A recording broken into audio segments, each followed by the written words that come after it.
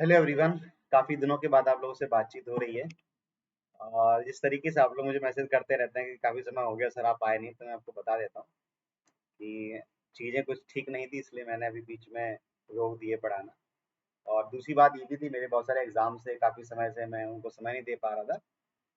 तो मुझे लगा कि थोड़ा समय लेके सब कुछ जो पेंडिंग पड़ा हुआ काम है उसे कर लिया जाए पूरा।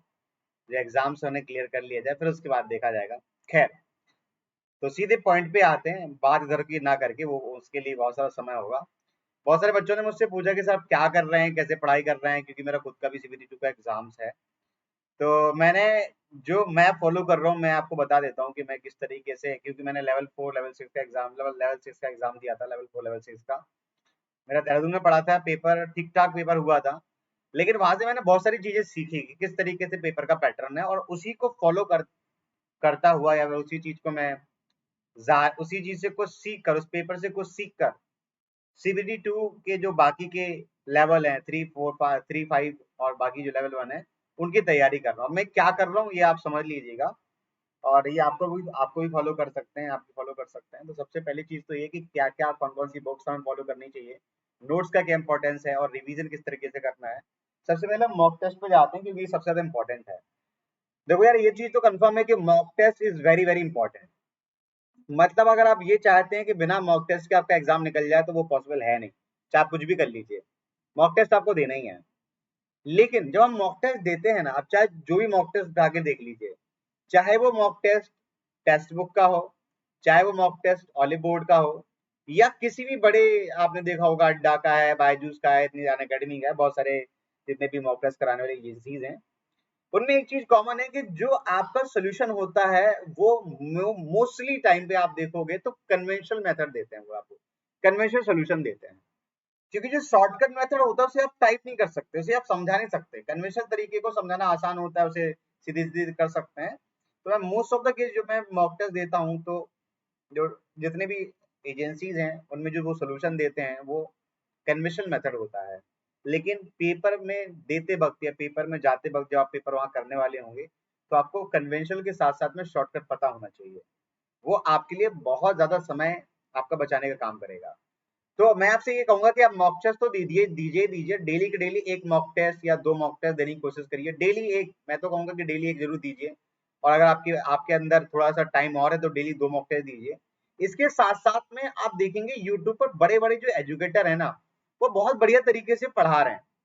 जैसे कि मैं जैसे मैं पर्सनली, मैं अभी 2 नाम मैं नहीं लेना चाहूँगा, लेकिन मैं बता ही देता हूँ कि हमारे यहाँ जान अकेडमी में एक साहिल सर थे, वो काफ़ी बढ़िया पढ़ाते हैं। तो साहिल सर से आप पढ़ सकते हैं। इसके अलावा और भी एग्जामपुर में भी हैं बहुत सारे एजुकेटर हैं जो सही से पढ़ा रहे हैं। मतलब आप सीबीटी 2 के लेके बहुत सारे एजुकेटर ऐसे हैं जो अच्छे से चीज़ें पढ़ा रहे हैं, आप उनको फॉलो कर सकते हैं।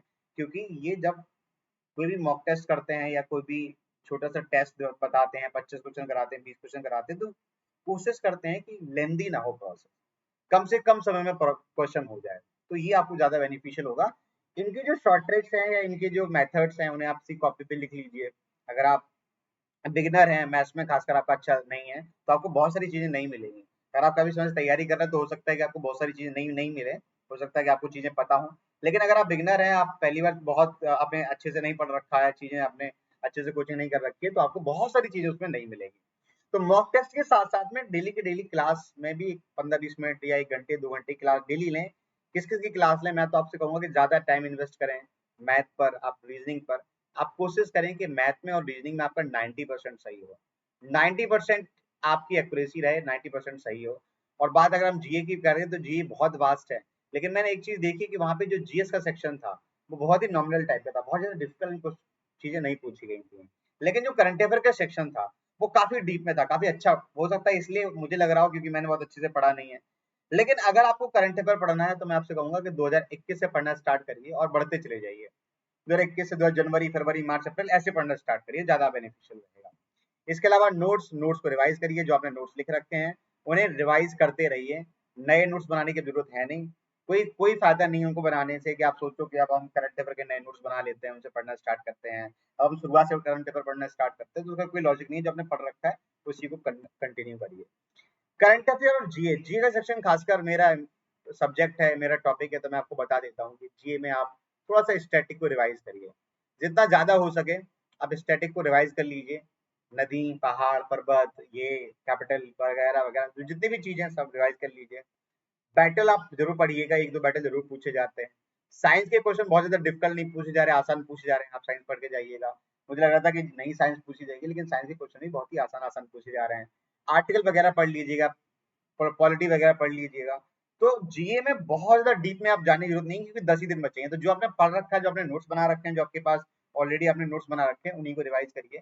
बहुत ज़्यादा डीप में मत जाइए, अदरवाइज़ आपका टाइम वेस्ट होगा, आपको मॉक टेस्ट देने का समय नहीं मिलेगा, आपको डेली के डेली मैथ्स और रीजनिंग के क्वेश्चंस करने का समय नहीं मिलेगा। तो मैं आपसे यही कहूँगा कि आप लास्ट समय पर जीए पढ़ने से थोड़ा-सा आप बचिए, डीपली मत जाइए किसी चीज़ को कि आज मैं पॉलिटी पढ़ना स्टार्ट करूँगा, 4-5 दिन पॉलिटी पढ़ूँगा, ऐसा मत करिएगा, ठीक है? तो ये कुछ चीज़ें हैं जो मैं अपना रहा हूँ। मैं डेली के डेली लगभग 2 मॉक देता हूँ। क्लासेस जो भी मैं देखता हूँ कि अगर कोई टीचर पढ़ा रहा है, अगर वो रीजनिंग, क्योंकि मेरी रीजनिंग बहुत अच्छी नहीं है और खासकर बैंकिंग की रीजनिंग मेरी बिल्कुल भी अच्छी नहीं है, तो मैं वो जो आपने देखा होगा कि रीजनिंग में इस तरीके के क्वेश्चन बन रहे हैं ना, जो भी आपने पजल टाइप के क्वेश्चन बन रहे हैं, एक क्वेश्चन होता है, एक पजल होती है, उसका एक ही क्वेश्चन होता है, तो ये आपका टाइम टेकिंग भी होता है, और अगर नहीं बन पाती है पजल तो वो आपका टाइम वेस्ट भी हो जाता है। तो कोशिश करिए कि इसमें आप एकदम मास्टरी कर लें। सीरीज के क्वेश्चन काफी सारे पूछे गए थे, तो सीरीज पढ़ लें। सीरीज में अल्फाबेटिकल सीरीज होती है, बाकी सीरीज होती है, ये भी क्वेश्चन पूछे गए हैं। इसके अलावा आप जो है वो काउंट फिगर काउंटिंग क्वेश्चन बहुत ज्यादा नहीं पूछे गए, एक ही दो क्वेश्चन पूछे गए हैं, तो उससे बहुत ज्यादा समय ना दें। सीरीज पे ज्यादा समय दें, अल्फाबेटिकल सीरीज पे समय दें, इस पे ज्यादा समय दें। ये जो क्योंकि इसके काफी सारे क्वेश्चन पूछे गए हैं, खासकर बैंकिंग की जो क्या कहते हैं रीजनिंग है, जिसमें सिलोगिज्म आती है और बाकी जो चीज़ें आती है, वो काफ़ी सारी पूछी गई हैं। तो ये मैं कुछ मेथड्स है जो अपना रहा हूँ, आपको अच्छा लगे तो कमेंट बॉक्स में बताइए। अगर कोई कोई क्वेश्चन हो, कोई क्वेरी हो, तो आप मुझे कमेंट बॉक्स में बता सकते हैं। क्लासेस कब से स्टार्ट करेंगे? क्लासेस सीबीटी 2 के बाद से स्टार्ट करेंगे। अभी मैं कोई क्लास नहीं कर रहा हूँ, और मुझे लगता है कि क्लास करने से कोई ज़्यादा आपका फ़ायदा होने वाला भी नहीं है, क्योंकि जीएस में आप 1 घंटे समय देंगे, उसमें आप 50-100 क्वेश्चन पढ़ सकते हैं, है ना? उस 1 घंटे में आप चाहो तो 100 क्वेश्चन भी पढ़ सकते हो। तो इसलिए आप कोशिश करें कि अपना जो रिवीजन वाला टाइम है, वो ज़्यादा से ज़्यादा बढ़ाएँ। चैनल को सब्सक्राइब करें, और जो भी वीडियोस अपडेट होंगे वो इसी पे डाल दूंगा। बाकी मेरा चैनल है योगेंद्र सिंह से नाम से, है ना? तो ये जीएस भाई योगेंद्र सर के नाम से मेरा चैनल है, उस पर जरूर फॉलो कर लें। ठीक है, ओके, आज के लिए इतना ही। Thank you all, bye bye. Take care, अपना ख्याल रखें, चैनल को सब्सक्राइब जरूर कर दें। Bye bye.